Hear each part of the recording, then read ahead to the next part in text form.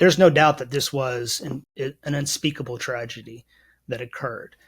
The question of what lessons we can take from it, what other camps around the country might take from this unspeakable tragedy, that is, I think, a very important thing in this case. An act of God is an inferential rebuttal defense that is used in litigation, and its use is a fairly effective thing for defendants in many regards. The instruction for this inferential rebuttal is that the act was caused by directly and exclusively by the violence of nature, and that it was without human intervention or cause.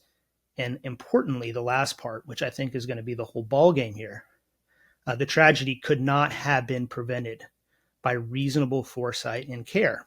The defendants are going to argue, or at least have said in the press, that that is what the standard is. That's the right thing to do in that situation, is to tell people to stay in place.